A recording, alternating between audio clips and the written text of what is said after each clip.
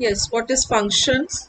Functions are a named unit of a group of program statements which can be called from other parts of a program.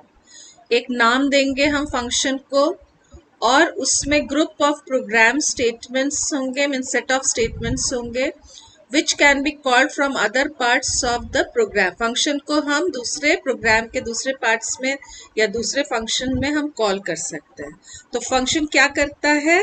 Function is a set of statements which executes a particular task.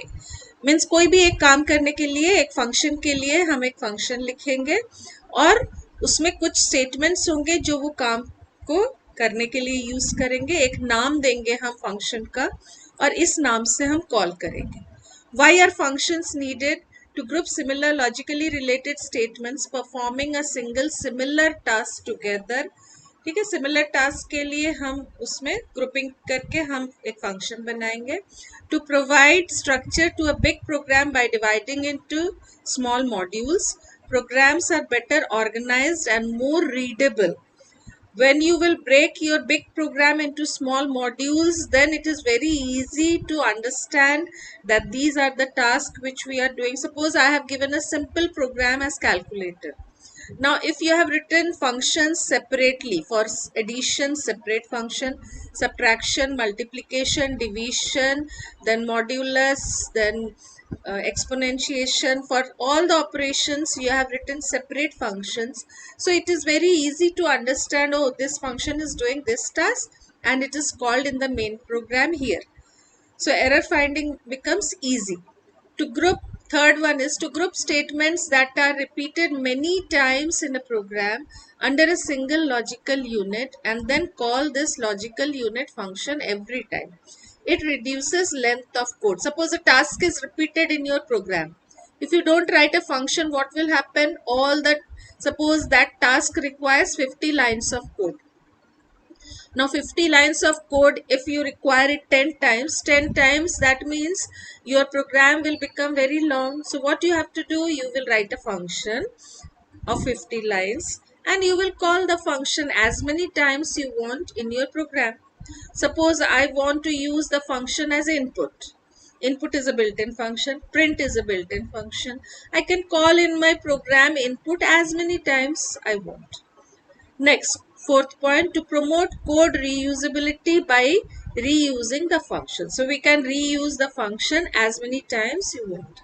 It makes debugging easier. Debugging means to remove the error. That is, bug is the errors which can be removed and debugging is the method by which you will remove the error. So it makes our debugging, that is, we can remove the errors very easy. Now types of function. Now this 1 mark question will be asked like last time, built-in function. Write any two built-in function was asked. So these are the built-in functions. There are many built-in functions, float, int, len, in which you don't require to import any module. Those all are your built-in function. These are an integral part of Python programming language and can be used anywhere in the program. Input, you know, already you have used. Int, print, range, so all these you have used already. These all are built-in function. ठीक है, 1 mark का जो question आएगा कि first question ये आएगा कि what type of function it is. Input दिया रहेगा, answer will be built in function. Second question क्या आएगा कि right any two built in function. Answer क्या लिखोगे? कोई भी दो बिल्ट इन फंक्शन के नाम लिखो. ठीक है. Third question, types of functions. कितने टाइप के हैं पाइथन में? 3 टाइप्स के. एक बिल्ट इन फंक्शन है, सेकंड लाइब्रेरी मॉड्यूल फंक्शंस है और third user defined function. 3 types of function.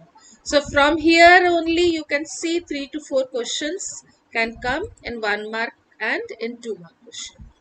Next, what is library and module function? Python contains many libraries, modules for specific tasks. In order to use it, we need to use the import library name command. So you have to use import the library name, and in that library you can keep many modules, many functions, even user defined functions, whatever you are making, that you will create a library, you will keep in that library and you can import that library and you can use all the functions of your library. After this, the functions defined within the library's modules can be used. Now, library modules, some are already there in Python. So if they ask you that Python library, name two Python libraries, what all names you have to write, you keep on writing in your copy now, because these things you will not get anywhere. Normally in question they will ask you that two Python libraries, write the name of two Python libraries. तो कौन कौन से तुम अभी तक import कर चुके हो, इंपोर्ट रैंडम करके रैंडम के फंक्शंस यूज कर चुके हो. तो एक रैंडम लाइब्रेरी है या मॉड्यूल है. Next import math, and in this year you will learn import pickle, you will learn import CSV, import numpy, you can use it. Clear? So these you will import it and you will use in your program. तो दो Python libraries अगर पूछेंगे तो अभी लिख लो Python libraries, random लिख लो, math लिख लो, then pickle, CSV, statistics, बाकी तो numpy, बाकी उन लोगों के matplotlib.pyplot भी है. Next, user defined functions. These are defined by the programmer to carry out some specific task. They are created using the def keyword. So we will make, the user will make these functions using def keyword. Last year you have already created these functions using def keyword, and that also you can store many user defined function in a library, in a module, and you can import and you can use those user defined function also, or directly you can call the function. Now we will start one by one. Creating user defined function using def keyword, then the function name and all the number of parameters, all the statements. If you want to print, you can print here. If you want to return, you can return here. Define a function with no parameters, without any parameter, def function without any parameter. So here you can see this whole is a function definition. अगर question में आएगा write the function definition for factorial, so you will write the whole program. अगर question paper में आएगा write the function header, the first line is the function header. ठीक है. Suppose the question is write the function header for factorial of a number. So only this first line you have to write, only the function header. And inside the function header you are having this as your function body. तो read the question carefully. Question में क्या दिया हुआ है. अगर write a user defined function है तो पूरा लिखोगे, खाली function header है फर्स्ट लाइन लिखोगे, function definition में भी पूरा लिखोगे. ठीक है. ज्यादातर फंक्शन डेफिनेशन या यूजर डिफाइंड फंक्शन आता है. नेक्स्ट इसमें function 2 ABC, and this is your main program in which you are calling the function. अब इसमें एक चीज ध्यान से देखोगे, पहले फंक्शन ये जो ये कॉल हुआ है तो ये एग्जीक्यूट होगा पहले, इसके बाद जो 2 नंबर कॉल हुआ है इसको एग्जीक्यूट करोगे, then again the previous one. तो इसका जो आउटपुट रहेगा इसी ऑर्डर से, जैसे फंक्शन कॉल हो रहा है इसी ऑर्डर से आउटपुट रहेगा. इसी को प्रैक्टिस करना है, क्योंकि जो आउटपुट क्वेश्चंस हैं फंक्शंस के उसमें इसी टाइप से रहेंगे कि जिसमें जैसे यहाँ पे already this also you have done, पहले नंबर कॉल हुआ है तो नंबर का आउटपुट जो ये वाला फंक्शन है ये प्रिंट हो जाएगा. इसके बाद प्रिंट वेलकम है तो प्रिंट वेलकम प्रिंट हुआ. फिर F1 कॉल हुआ है तो F1 का आउटपुट प्रिंट हुआ, और उसके बाद F2 कॉल हुआ है तो F2 का. अगर इसको चेंज कर दोगे, पहले अगर क्वेश्चन पेपर में सपोज पहले F2 है और उसके बाद F1 है तो पहले F2 का आउटपुट प्रिंट होगा रैंडम नंबर, और उसके बाद F1 है तो F1 का हेलो बाद में नेक्स्ट में प्रिंट होगा. इसको जैसे हम रन करा रहे हैं तो हेलो बाद में प्रिंट हो रहा है. ठीक है. तो ये आउटपुट क्वेश्चंस में जब आएगा तब यहाँ पे ऑर्डर ऑफ कॉल, जैसे कॉल हो रहा है, पहले अगर कलर कॉल हो रहा है तो पहले कलर एग्जीक्यूट होगा, फिर नंबर कॉल हो रहा है तो नंबर एग्जीक्यूट होगा, कलर के बाद अगर सपोज F1 कॉल हुआ है तो F1 एग्जीक्यूट होगा. ठीक है. तो इसका आउटपुट क्या आएगा, इसका आउटपुट बता दो कोई माइक ऑन करके जल्दी से, क्या आएगा. ये आउटपुट नहीं है, जो नीचे दिख रहा है ये नहीं है।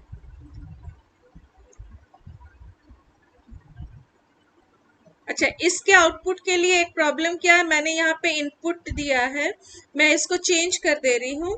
इसको मैंने यहाँ पे सपोज रेड दे दिया है, और इसके एल स्टेटमेंट लिख लेते हैं, क्योंकि एल्स नहीं है तो उसमें एल्स फॉल्स होने पे एल्स प्रिंट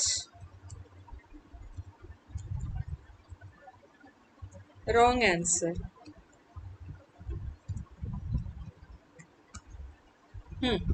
अब इसका आउटपुट बता दो जल्दी से, क्या होगा इसका आउटपुट।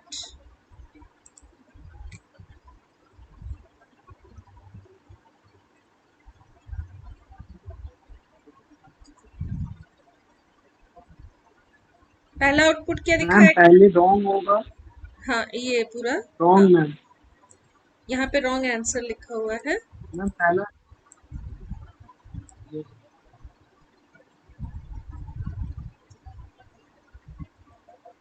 हाँ ठीक है, रॉन्ग मैम उसके बाद आंसर। हेलो प्रिंट होगा। हाँ, F1 में हेलो प्रिंट होगा, करेक्ट। नंबर में नंबर में 7 को लिस्ट में दे चेक कर रहा है, O इन एल। मैं करेक्ट होगा। हम्म, करेक्ट होगा। करेक्ट होगा, हाँ।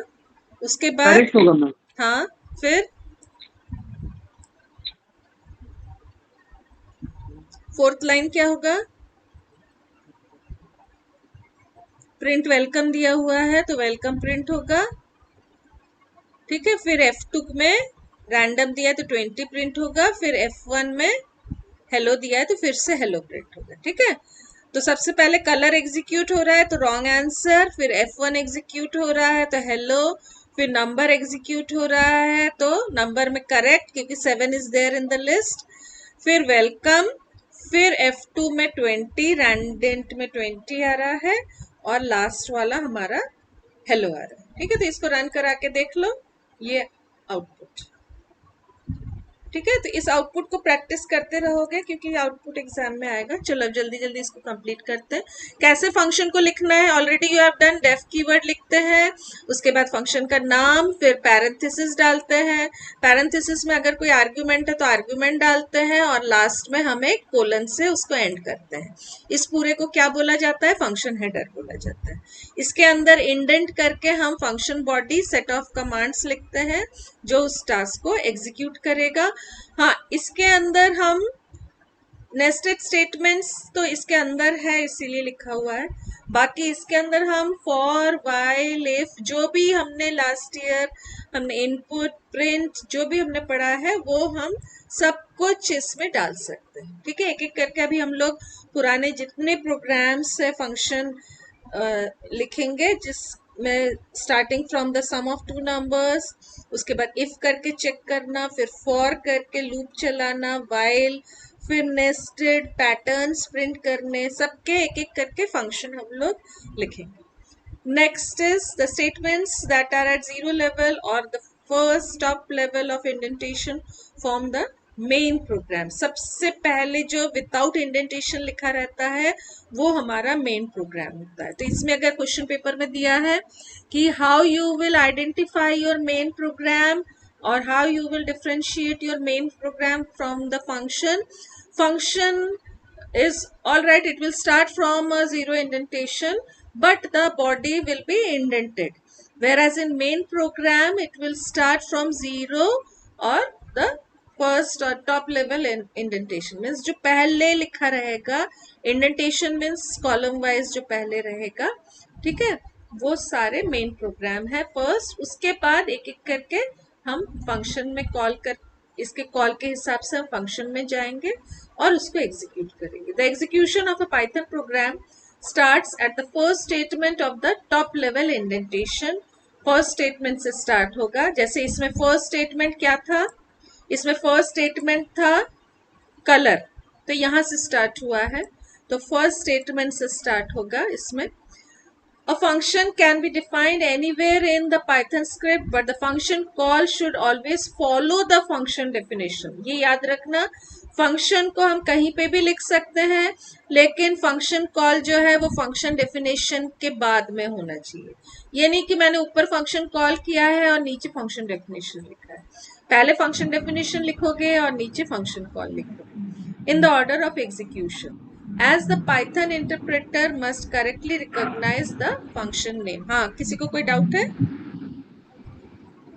इसमें और एक चीज है, मैं इन फंक्शंस को बाद में भी लिख सकती हूँ. जैसे मैंने यहाँ नंबर को अगर मैं यहाँ पे उठा के कलर के बाद, सपोज इसको मैंने यहाँ से कट कर दिया और मैंने यहाँ कलर कॉल करने के बाद मैंने यहाँ पे नंबर फंक्शन को लिखा. So this is also allowed. ठीक है, दिस इज ऑल्सो करेक्ट. हाँ, पूछो, किसको डाउट है? वर्षा, कुछ पूछना है?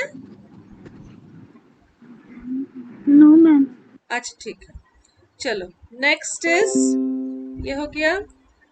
अब इसके बाद है function call in its most basic format is simply the function name followed by empty parenthesis. ये पूछा जाता है how you will identify a function call. क्या क्या इसमें तुमको पूछा जाएगा? फंक्शन कॉल कैसे किया जाता है, फंक्शन कॉल को कैसे आइडेंटिफाई करोगे, फंक्शन बॉडी को कैसे आइडेंटिफाई करोगे, फंक्शन हेडर को कैसे आइडेंटिफाई करोगे, या फिर फंक्शन हेडर और फंक्शन कॉल में डिफरेंस क्या है. ठीक है, यह है फंक्शन कॉल. तो फंक्शन कॉल और फंक्शन हेडर में क्या डिफरेंस है? Function call is simply the name of the function followed by the parenthesis, and in the parenthesis the arguments will be written which your function requires. Suppose factorial of a number है और उस number को pass कराना है, तो parenthesis में argument होगा. Whenever a function call is encountered, the program control passes to the first statement in the function body and goes on execution till the function has finished execution and return. जब भी function call होता है तो वो कहाँ जाता है? सबसे पहले जो भी फंक्शन कॉल में जो भी नाम दिया गया है उसके बॉडी के फर्स्ट स्टेटमेंट. ठीक है, उसका मतलब जैसे ये तुम्हारा यहाँ पे कलर कॉल हो रहा है तो सबसे पहले वो कहाँ जाएगा? कलर नाम का जो फंक्शन है उसका जो फर्स्ट स्टेटमेंट है वहां से एग्जीक्यूशन शुरू करेगा. कब तक एग्जीक्यूट करेगा? जब तक ये पूरा ब्लॉक कंप्लीट नहीं हो जाता है तब तक एग्जीक्यूट करेगा. चलो, order of execution.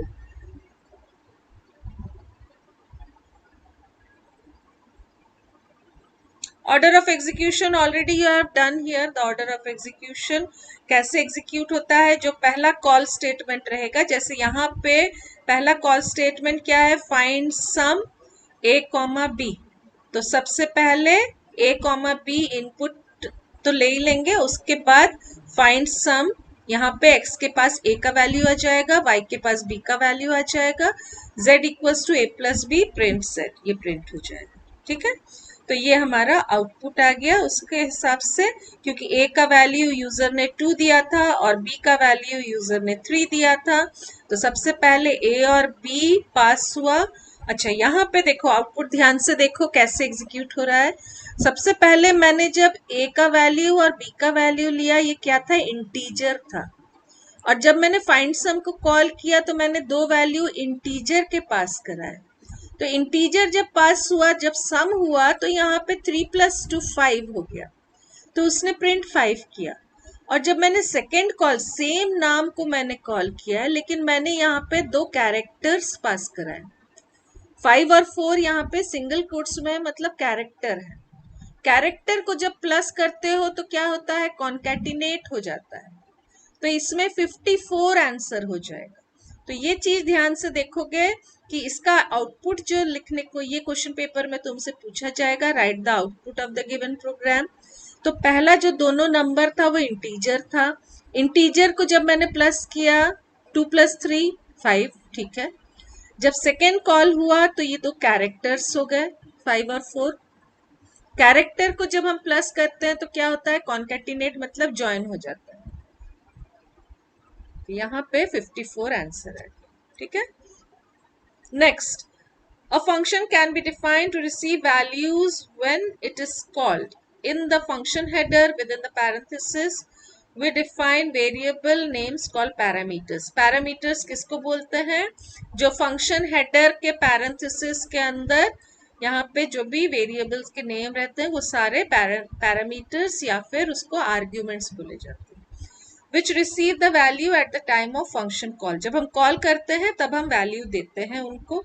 In the above program, the variables x, y are the parameters of the function finds. So these all you already know, arguments and parameters. So बस ये string literals, integer और float कैसे पास हो रहा है, कैसे उसमें execute हो रहा है, उसको देख लो. अब ये important है, functions containing default parameter. ये एक मार्क का क्वेश्चन आता है. default parameters क्या होते हैं?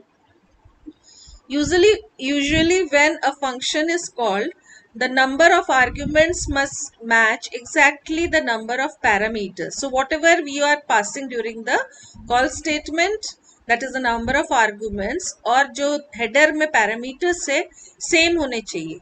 यहाँ पे अगर मैंने फैक्टोरियल ऑफ ए नंबर में एक नंबर पास करा है तो वहां पे भी एक ही वेरिएबल होने चाहिए उस नंबर को लेने के लिए.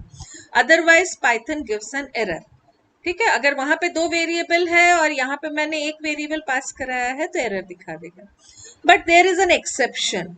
If a function is defined with a default parameter, then the function call can have less number of arguments. If suppose default, like here z equals to 2, I have given a default parameter, default value I have given. So you don't, even if you don't pass the value of z, then by default it will take the value of 2. Clear? Then the function call can have less number of arguments than the number of parameters in the function header. Less मतलब क्या, 2 तो पास कराना ही पड़ेगा और नहीं तो error आ जाएगा. यहाँ पे x और y के पास कोई डिफॉल्ट वैल्यू नहीं है. हाँ, अगर तुम x और y को भी डिफॉल्ट वैल्यू दे दोगे, suppose x equals to 1 and y equals to 3, तो इसमें कुछ भी नहीं पास कराओगे तो भी वो तीनों अपने डिफॉल्ट वैल्यूज ले लेगा.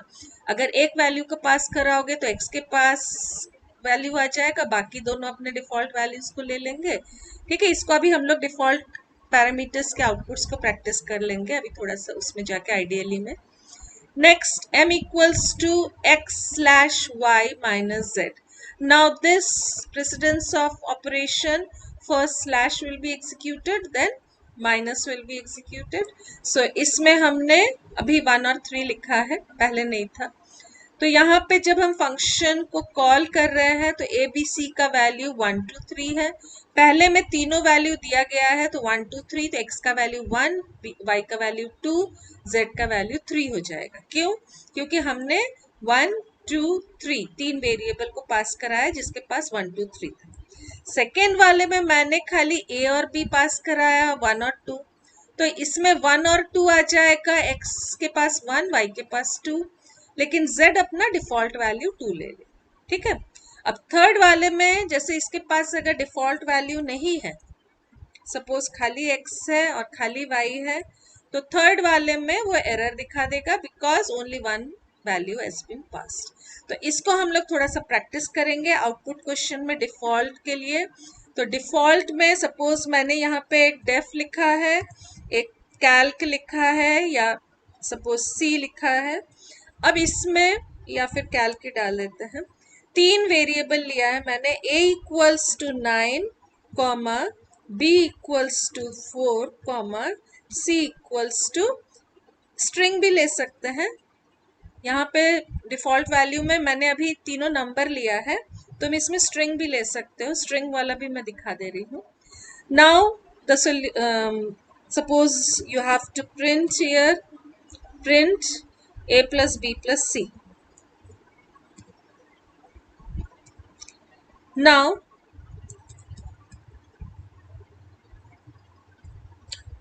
you are having 3 variables x, y, z equals to 1, 2, 3, and now you are calling calc. First calc is having all the 3 values, that is x, y, z. इसका आउटपुट अभी तुम लोग बताओगे. ठीक है, इसको सॉल्व कर लो और फिर I am giving you 1 minute, जल्दी से सॉल्व करके इसका आउटपुट बताओगे। फिर एक में मैंने x को खाली पास कराया है, दूसरा एक कैल्क में मैंने खाली y और z को पास कराया है। नेक्स्ट एक कैल्क में इवन वैल्यूज भी लिख सकते हो, तो एक कैल्क में मैंने दो वैल्यूज डाल दिए हैं, सपोज 10, 1, दो वैल्यूज भी डाल सकते हो, या विदाउट वैल्यू भी कैल्क में मैंने, yes. Now what will be the output?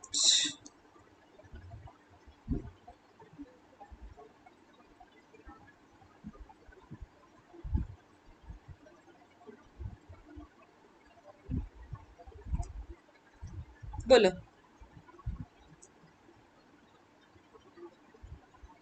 First क्या प्रिंट हो रहा है?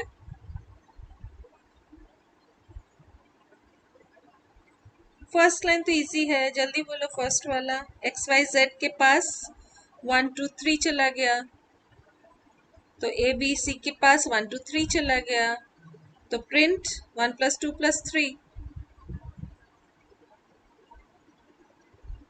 क्या हुआ, इतना टाइम लग रहा है?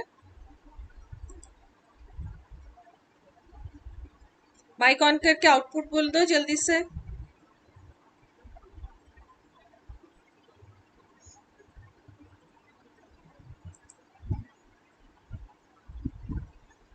जल्दी बोलो, नाम कॉल करूंगी।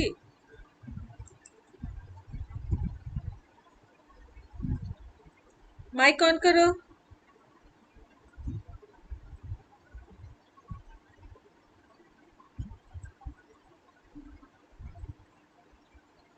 क्या हो गया वर्षा?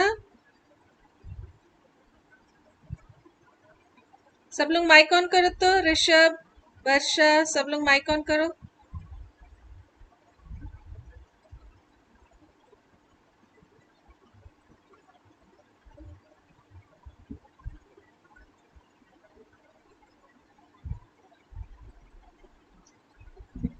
इसके आउटपुट में इतना टाइम लग रहा है। कैल कॉल हो रहा है, यहाँ पे 1 + 2 + 3 6 आ जाएगा इसका वैल्यू। इसके बाद वाले में x गया, x के पास खाली 1 है, तो a का वैल्यू 1 हो गया। b c को हमने वैल्यू नहीं पास कराया, तो 1 + 4 + 3 हो जाएगा, तो 8 आ जाएगा। सेकेंड वाले में 8 आ गया। थर्ड वाले में हमने y और z को पास कराया, y और z मतलब 2 और 3 पास कराया, तो a के पास 2, b के पास 3 आ गया, +3, तो 3 + 3 6 7 8 आ गया। थर्ड का भी 8 आ गया। फोर्थ में मैंने 10 और 1 पास कराया है, +3, ए के पास 10, बी के पास 1 और फिर 3, तो 14 आ गया फोर्थ लाइन में। और लास्ट में मैंने जब कुछ भी नहीं मैम पास, हाँ बोलो। मैम एक बार फिर बता दिए, नहीं समझ में आया मैम। अच्छा ठीक है, बोलो ना, मेरे को बोलो, नहीं समझ में आया मैं अच्छे से समझा दे रही हूँ। देख लो, देखो, सबसे पहले कैल्क मैंने लिखा जिसमें 3 वेरिएबल है ए बी और सी। मैंने डिफॉल्ट वैल्यू डाल दिया। डिफॉल्ट वैल्यू क्या करेगा, जब मैं ए को कोई वैल्यू नहीं दूंगी तो वो अपना डिफॉल्ट वैल्यू को ले लेगा। ठीक है, अब यहाँ पे क्या कर रहा है प्रोग्राम, क्या कर रहा है, खाली तीनों वैल्यू को प्लस करके आउटपुट डिस्प्ले कर रहा है। मैंने मेन प्रोग्राम लिखा। मेन प्रोग्राम में मैंने 3 वेरिएबल लिए एक्स वाई जेड, और जिसको मैंने 1 2 और 3 दिया, तो एक्स के पास 1 आ गया, वाई के पास 2 आ गया, जेड के पास 3 आ गया। ठीक है, कैल को कॉल किया मैंने, तो कैल को कॉल किया। जब कॉल कर रहे हो तो x पहला वैल्यू पहले के पास जाएगा, तो x का वैल्यू a के पास जाएगा, y का वैल्यू b के पास जाएगा और z का वैल्यू c के पास जाएगा। तो 1 चला गया a के पास, 2 चला गया, y का वैल्यू 2 है, तो 2 चला गया b के पास और c के पास 3 चला गया। अब इसने a + b + c किया, तो इसके पास 1 + 2 + 3 है, तो पहला आउटपुट क्या आ रहा है, 3 + 2 + 1 6 आ गया। तो सबसे पहले यहाँ पे 6 आएगा। देखो मैं आउटपुट दिखा दे रही हूँ, ये सबसे पहले 6 आ गया फर्स्ट लाइन पे। अब सेकंड जब कॉल किया उसने, तब खाली उसने x का वैल्यू दिया, एक वैल्यू दिया। x का वैल्यू क्या था, 1 थी। तो ये 1 किसके पास आया, ए के पास 1 आया, तो ए अब 9 नहीं लेके 1 से एग्जीक्यूट करेगा। लेकिन बी और सी को मैंने कुछ भी वैल्यू नहीं दिया, तो बी ने 4 ले लिया, सी ने 3 ले लिया, तो ये क्या हो गया 1 + 4 + 3। ठीक है, ए के पास खाली ये x आ गया, खाली ये वाले को अभी हम लोग एग्जीक्यूट कर रहे हैं, तो ए के पास 1 आ गया, सी ने अपना वैल्यू ले लिया, तो सेकंड वैल्यू तुम्हारा क्या आ रहा है 1 + 4 + 3, तो ये सेकंड का आउटपुट क्या आ गया 8 आ गया। अब थर्ड का आउटपुट जो है वो y और z मैंने पास कराया, तो y पहले वाले को देगा, a को देगा, z दूसरे को देगा, b को देगा। y का वैल्यू कितना था 2 था, z का वैल्यू 3 था, तो a के पास 2 आ रहा है, b के पास 3 आ रहा है, और c ने अपना वैल्यू ले लिया 3 ले लिया, तो 3 + 3 + 2 हो गया, तो 6 + 2 7 8, 2 + 3 + 3 हो रहा है ना, ए के पास 2 आया, बी के पास 3 गया, और सी के पास अपना खुद का 3 था। इसको एग्जीक्यूट कर रहे हैं, तीसरे कॉल स्टेटमेंट को एग्जीक्यूट कर रहे हैं। तो यहाँ पे 8 आ गया, ठीक है, तो इसका आउटपुट भी 8 आ गया। अब नेक्स्ट वाला कौन सा है, नेक्स्ट वाला है कैल्क 10,1। अब मैंने पहला 10 वैल्यू किसको दिया, ए को दिया, 1 वैल्यू किसको दिया, बी को दिया, सी के पास 3 है, तो 10 + 1 + 3 14 हो गया। तो जब मैंने इस लाइन को एग्जीक्यूट किया तो आउटपुट में कितना आ गया 14 आ गया। ठीक है, और लास्ट वाला जब मैंने एग्जीक्यूट किया तब मैंने कुछ भी नहीं पास कराया, जब कुछ भी नहीं पास कराया तब इसने अपने डिफॉल्ट वैल्यूज को ले लिया। डिफॉल्ट वैल्यूज क्या थे 9 + 4 + 3, तो यहाँ पे 9 + 4 + 3 प्रिंट हो रहा है, तो इसमें क्या हो जाएगा 16 है, 9 + 4 = 13, 14 15 16, तो ये तुम्हारा आउटपुट आ गया। ठीक है, अब इसमें अगर मैं चेंज कर दूं पोजीशन को, सपोज मैंने यहाँ पे z,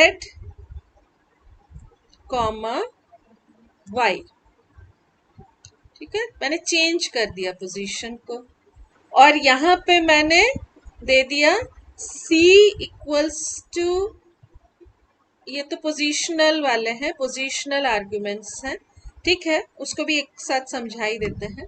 देन b को मैंने कोई दूसरा वैल्यू दे दिया, और 2 नहीं दे के सपोज b को मैंने 11 दे दिया, और मैंने a को कोई दूसरा वैल्यू दे दिया। अब जब हम एग्जीक्यूट करेंगे तो पहले z गया, z मतलब 3 गया a के पास, और y का वैल्यू 2 गया b के पास, तो 3 + 2 + 3 हो गया। अब रन करा के फर्स्ट देखो क्या आ रहा है, 3 + 3 + 2 8 है, 8 आ गया।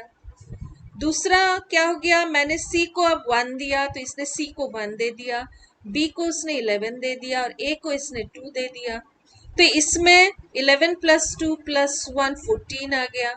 बाकी मैंने चेंज नहीं किया था, बाकी के वैल्यूज यही रहेंगे। अच्छा, यहाँ पे मैं अगर a के वैल्यू को हटा दूं, अब क्या आएगा, सेकेंड आउटपुट बताओ।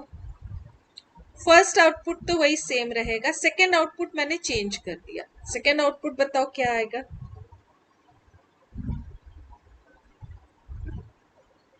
मैम 20।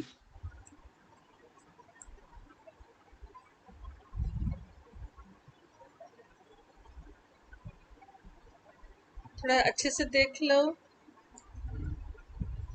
21 मैम। Very good, 21। ठीक है, तो सेकेंड आउटपुट 21 हो जाएगा। इसको समझ लो अच्छे से, क्योंकि ये आएगा एग्जाम में आउटपुट क्वेश्चंस फंक्शंस के, तो इसको अच्छे से समझ लो कैसे हो रहा है। ठीक है, अच्छा, फर्स्ट वाले को अगर मैं चेंज कर दूं, यहाँ पे मैं z प्लस, इसको एक बार ट्राई करके देख लेते हैं कि ये एग्जीक्यूट होता है कि नहीं, या फिर इसके नेक्स्ट स्टेटमेंट में मैं यहाँ पे x, y, z = x + y, y + z, x + z।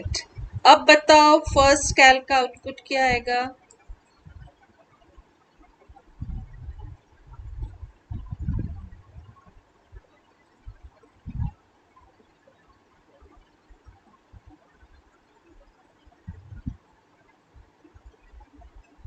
z के पास क्या आ रहा है, z के पास क्या है, x प्लस z, तो x प्लस z 4, तो 4 चला गया,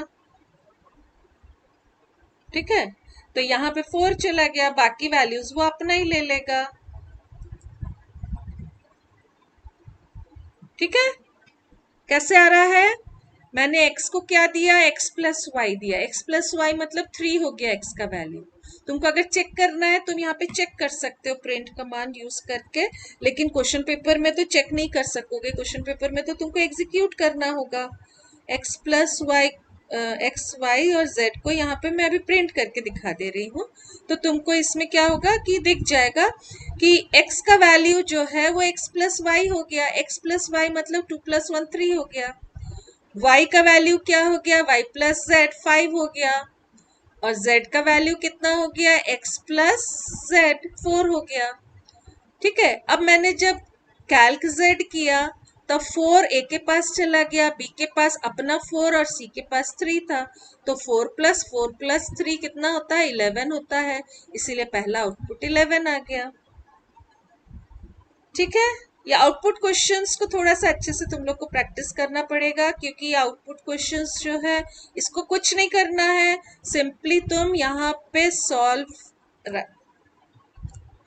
यहाँ पे एक्सेल में मैं अभी दिखा दे रही हूँ, तुम अपने कॉपी में ऐसे करके सॉल्व करोगे।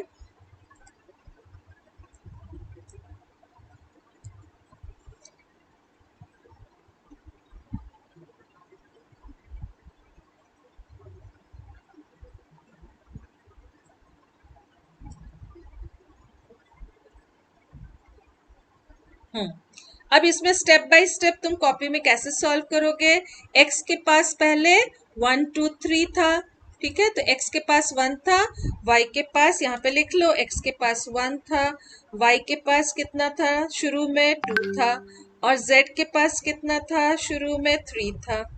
इसके बाद x का वैल्यू चेंज हो गया, चेंज होके कितना हो गया x का वैल्यू सेकेंड लाइन में, ये सेकेंड लाइन एग्जीक्यूट कर रहे हैं अभी, ठीक है, अभी हम लोग सेकेंड लाइन को एग्जीक्यूट कर रहे हैं।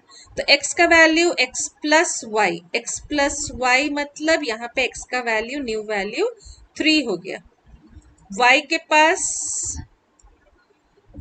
पास 2 था, लेकिन अभी y ने y plus Z, second y plus Z मतलब 3 प्लस 2 5 हो गया, और z के पास x प्लस जेड, तो ये 3 प्लस 1 4 हो गया, ठीक है।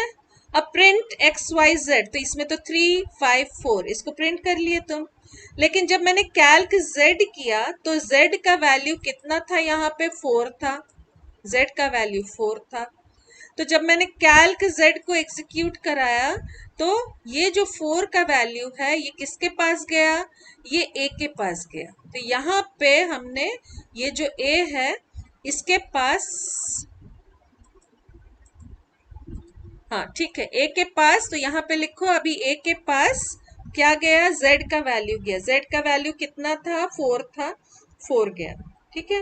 बी और सी ने अपना वैल्यू ले लिया, तो बी के पास जब हम कोई वैल्यू, यहाँ पे देखो कैल्क जेड मतलब मैंने एक ही वैल्यू दिया, बी को और सी का वैल्यू ही नहीं दिया, तो बी ने अपना डिफॉल्ट वैल्यू ले लिया और सी ने भी अपना डिफॉल्ट वैल्यू ले लिया, ठीक है। अब जब इसको तीनों को प्लस प्रिंट स्टेटमेंट एग्जीक्यूट कर रहे हो तो 4 प्लस 3, तो यहाँ पे प्रिंट कितना हो रहा है, फर्स्ट लाइन में 11 प्रिंट हो रहा है। सेकेंड लाइन को जब हम करेंगे, सपोज यहाँ पे सेकेंड लाइन जो हमारा है इसको हम सॉल्व कर रहे हैं, अब इसके लिए क्या है, C को 1 दिया, B को 11 दिया, तो C के पास 1 है, B के पास 11 है, A को कुछ भी हमने नहीं दिया, A ने अपना वैल्यू 9 ले लिया, तो 11 प्लस 1 प्लस 9 21 होगा, तो इसका जो सेकेंड आउटपुट आएगा ये सेकेंड आउटपुट 21 हो जाएगा, ठीक है। ये कैल्क जेड का आउटपुट है। एक काम करते हैं, यहाँ पे मैं एक लाइन इंसर्ट करके इसको ऊपर कर देती हूँ, या फिर हाँ, और ये दोनों इसके आउटपुट है, तो इसी के सामने इसके आउटपुट्स को हम लोग, हाँ, तो कैल्क जेड का आउटपुट कितना आ रहा था, 11, कैल्क इसका आउटपुट 21। अब नेक्स्ट क्या है, Calc y comma z। y के पास कितना है प्लस होने के बाद 5 है और z के पास 4 है। तो 5 और 4 किसके पास गया? a और b के पास। c ने अपना 3 ले लिया, तो 5 प्लस 4 प्लस 3 कितना हो जाएगा? 12 हो जाएगा। तो ये थर्ड वाले का जो आउटपुट है ये 12 आ जाएगा। ठीक है, इसमें देख लो थर्ड वाले का आउटपुट कितना आ रहा है? 12। सही है, ये देखो 12 आ गया। ऐसे ही तुमको सॉल्व करना है कॉपी के राइट हैंड साइड में। तुम इसी तरीके से, जैसे यहाँ स्टेप बाय स्टेप सॉल्व कर रहे हैं हम, इसी तरीके से सॉल्व करोगे और फिर उसका आउटपुट तुम, बाकी दो के आउटपुट्स तो एक्स वाई जेड पे डिपेंड नहीं कर रहा है, तो सेम जो पिछले प्रोग्राम में था वही सेम 14 और 16 आ गया ये समझ में? ठीक है, इसी टाइप के और क्वेश्चंस को सॉल्व करो। तो ये हमारा डिफ़ॉल्ट आज वाला जो टॉपिक था, डिफ़ॉल्ट आर्ग्यूमेंट, ये ख़त्म हो रहा है।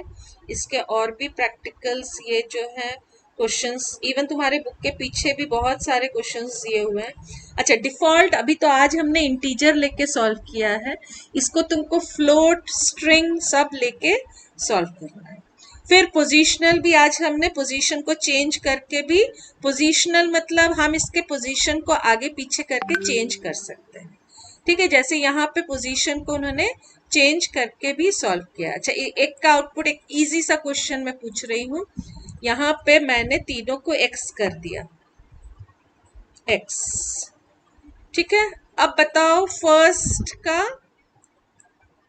प्रिंट, तो प्रिंट को हटा देते हैं, प्रिंट की जरूरत नहीं है। अब कैल्क में मैं खाली यहाँ पे x comma x comma x, first output क्या हो जाएगा? फर्स्ट एकदम पहला वाला,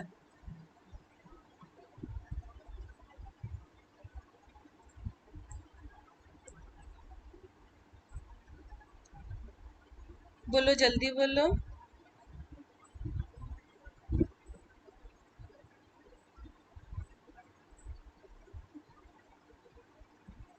इसको समझने में इतना टाइम क्यों लग रहा है? x का वैल्यू कितना है? मैम 9। वेरी गुड, कौन बोला? नाम बोलो, मेरे को दिखा नहीं। मैम शिवम शिवम बोला। Sir. Good good, very good. देखो इसमें टाइम नहीं लगना चाहिए। यहाँ पे क्या है, वैल्यूज जो है, x के पास 2 प्लस 1 3 हो गया। मैंने 3 प्लस 3 प्लस 3, ए को भी 3 3, बी को भी 3, सी को भी 3। ठीक है, तो यहाँ पे 9 हो गया। एक काम करते हैं, बाकी सबको हटा के हम लोग एक एक लाइन को ही सॉल्व करते हैं। इसका तो 9 आ जाएगा। ठीक है, अब मैंने फर्स्ट वाले को मैंने कांस्टेंट वैल्यू दे दी। अब बताओ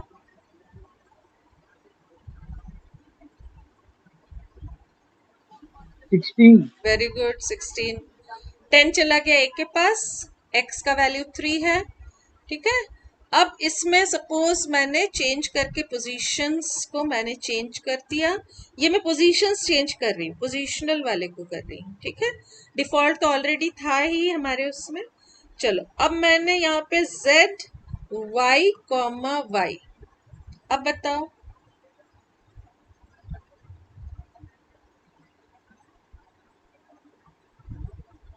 मैम 14। Very good, 14। ठीक है, आगे समझ में कैसे सॉल्व हो रहा है? z के पास 4 आ गया था यहाँ से, y के पास 5 आ गया था, 2 प्लस 3, तो 5 प्लस 5 10 प्लस 4 14। तो ये इस टाइप से क्वेश्चंस आएंगे। अब नेक्स्ट क्वेश्चंस जो आएंगे वो, यहाँ पे हमने डिफॉल्ट वैल्यू दिया है और मैंने यहाँ पे इसको स्ट्रिंग बना दिया। सपोज मैंने यहाँ पे स्ट्रिंग बना दिया। कैसे स्ट्रिंग बनाया? मैंने सिंगल कोट्स डाल के मैंने स्ट्रिंग बना दिया। तो 1 को भी सिंगल कोट्स, 2 को भी सिंगल कोट्स और 3 को भी मैंने सिंगल कोट्स। यहाँ पे भी मैं सिंगल कोट्स डाल दे रही हूँ। ठीक है, अब शुरू वाला तो इजी देते हैं, x comma Y comma Z. बोलो आंसर बोलो।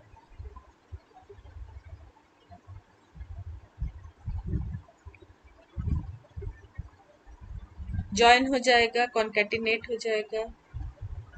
123। Very good, ma'am 1 2 3 1 2 123। 3। और जब हम कुछ भी नहीं देंगे इसमें, कैल्क लिखेंगे खाली, तब क्या आएगा? 943. 943। Very good. आ गया समझ में किस टाइप के आउटपुट के क्वेश्चंस आने वाले हैं यूजिंग फंक्शन? ये तो एक ही फंक्शन था, अब इसमें 2-3 फंक्शंस दिए रहेंगे, जिसमें एक में इंटीजर है, दूसरे में सपोज C1 में हमने यहाँ पे इंटीजर्स डाल दिए हैं 1, comma b equals to 2, comma c equals to 3, और इसमें भी हमने सपोज सेम डाल दिया है प्रिंट। अब इसमें फ्लो पहले कौन सा कॉल हो रहा है ये तुमको चेक करना पड़ेगा। सपोज पहले मैंने C1 को कॉल किया, ठीक है, तो सबसे पहले मैंने C1 को कॉल किया। अब बताओ आउटपुट क्या आएगा? इस पूरे प्रोग्राम का आउटपुट बता दो।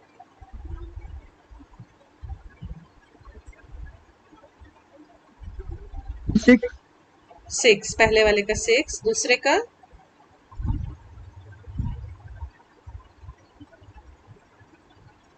इसका 6 हो जाएगा, इसका जो पहले से ही था कैल्क को कॉल करके x का वैल्यू 123, ठीक है, और इसका 943, तो 6 आएगा पहले लाइन में, सेकेंड लाइन में 123 और थर्ड लाइन में 943। ठीक है, तो इस टाइप के क्वेश्चंस को नेक्स्ट क्लास में एक काम करेंगे, एक टेस्ट लूंगी मैं नेक्स्ट क्लास में, जिसमें सारे फंक्शंस जितने हैं इसके output name wise timer will be there. So in 2 seconds, 3 seconds, timer will be set, and multiple choice, or it can be a one word answer. So timer will be set, you will be called, and in that time only you have to give the answer. So in your next class, the same function output test will be there, for which you have to understand what is function, what is default argument, what is positional argument, कैसे एक पहला argument पहले parameter को value दे रहा है, second argument second parameter को, third argument third parameter को, ठीक है। फिर इसमें हम जब डायरेक्टली वैल्यूज दे देते हैं, कीवर्ड आर्ग्यूमेंट तो अभी सिलेबस से हटा दिया गया है तो उसको करने की जरूरत नहीं है, खाली पोजीशनल और डिफॉल्ट है सिलेबस में, ठीक है, खाली पोजीशनल और वो। अच्छा, रिटर्न स्टेटमेंट क्या करेगा? रिटर्न करेगा, वैल्यू को रिटर्न करेगा। जैसे इसी क्वेश्चन में मैं अगर प्रिंट नहीं लिख के यहाँ पे सेकेंड वाले में मैंने यहाँ पे रिटर्न कर दिया, सपोज रिटर्न, ठीक है, इसको मैंने रिटर्न कर दिया। रिटर्न क्या करेगा कि यहाँ पे जो प्रिंट स्टेटमेंट है उसको वो वैल्यू को दे देगा। तो 6 value will be given here, so here you have to write either a print command to display that value, or a variable is required. Suppose either you do this, then also 6 will be printed, or the second method will be when you are returning, here some value variable should be there to collect that value. जो वो return कर रहा है तो यहाँ m के पास वो value आ जाएगा जो भी वो रिटर्न करेगा, और यहाँ पे हमने m को डिस्प्ले करा दिया। तो जब भी हम रिटर्न स्टेटमेंट यूज करेंगे, अगर उस वैल्यू को प्रिंट कराना है तो एक वेरिएबल ले लोगे, रिटर्न क्या कर रहा है, it is giving the value, now here who is collecting the value, m is collecting the value, and then it is printing it here. So this is your return statement. So using return also we will do in our next class. So in our next class, prepare for your test where this return statement, default argument and positional argument, where is that? So this all will be asked. Now anything we are left with? Function returning a single value. Okay. Now here suppose till now we were using function returning a single value. Only one value it was returning. Now return a comma b comma c, अगर 3 value return कर रहा है, suppose यहाँ पे return में 3 value return कर रहा है, तो यहाँ पे जब हम फंक्शन को कॉल करेंगे तो या तो बाय डिफॉल्ट वो अपना एक टपल बना लेगा कलेक्ट करने के लिए, तुम अपना एक लिस्ट बना के कलेक्ट कर सकते हो, या फिर तुमको 3 वेरिएबल देने पड़ेंगे उसको कलेक्ट करने के लिए। जैसे यहाँ पे मैंने अभी एक ही वैल्यू को रिटर्न कराया, ठीक है, अगर यहाँ पे मैं 3 वैल्यू को रिटर्न करा रही हूँ, कॉमा बी कॉमा सी, तो यहाँ पे अगर तुम खाली m लिखोगे तो ये बाय डिफॉल्ट एक टपल बन जाएगा, जब इसको प्रिंट कराओगे तो तुमको एक टपल फॉर्म में दिखेगा क्योंकि 3 वैल्यूज रिटर्न हो रहे हैं। तो यहाँ पे 3 वैल्यूज को उसने एक टपल फॉर्म में बाय डिफॉल्ट ये टपल हो जाएगा। तो ये भी आउटपुट में ध्यान रखोगे कि अगर एक वेरिएबल है तो ये टपल हो जाएगा, और अगर 3 वेरिएबल है n, o, तो यहाँ पे प्रिंट m, n, o। तो जब प्रिंट कराओगे अभी तीनों वैल्यूज 1, 2, 3 m, n, o के वैल्यूज हैं, ठीक है।